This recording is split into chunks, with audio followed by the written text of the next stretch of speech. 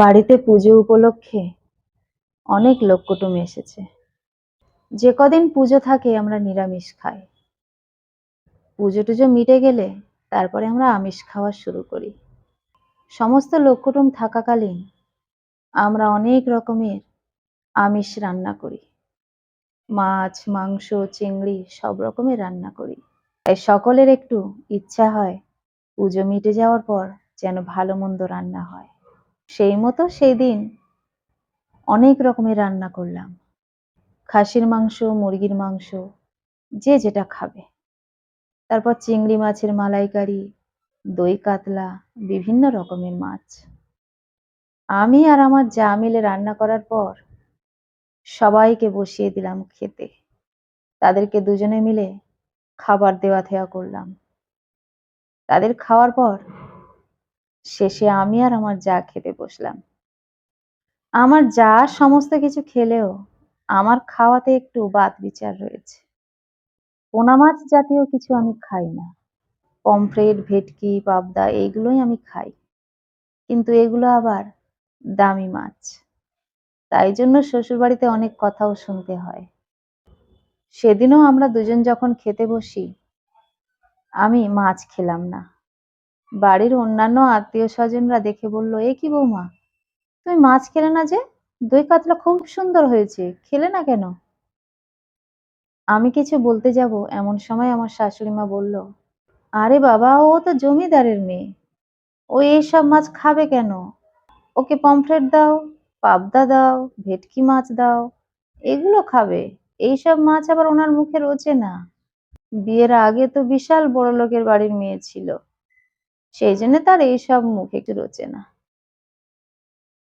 আমি আমার শাশুড়ি মার কথাতে ঘাবড়ে গেলাম। এমনি সময় এগুলো বলে ঠিক আছে, কিন্তু লোক কুটুমের সামনে এরকম করে বললে খুবই খারাপ লাগে।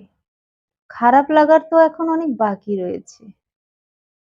আমি এইসব ভাবতে না ভাবতেই আমার শাশুড়ি মা বলে উঠল, বিয়ের আগে লোকের বাড়ি ঝি খেটে বেরিয়েছে, তার আবার এটা খাবো না ওটা খাবো না।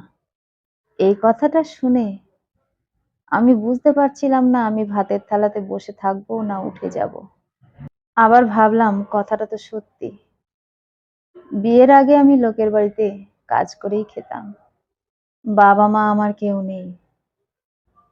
লোকের বাড়ি কাজ করতে করতে তারাই আমাকে দেখে শুনে বিয়ে দিয়েছে। আমার স্বামী ব্যাংকের চাকরি করে। আমার রূপ দেখেই আমার স্বামী পছন্দ করেছিল। লোকের বাড়ি ঝি খাটি বলে আমার শাশুড়ি কোনোদিনই আমাকে মেনে নেয়নি। আসলে যাদের বাড়িতে আমি কাজ করতাম, আমার শাশুড়ি হলো তার দূর সম্পর্কের আত্মীয়। তারা আমাকে মেয়ের মতো করে ভালোবাসতো বলে সম্বন্ধটা করেছিল। যখন তারা আমার স্বামীর কথা বলে, আমি বলেছিলাম, মাসিমা, ওই রকম চাকরি করা ছেলে আমাকে পছন্দ করবে না। আমার কি আছে?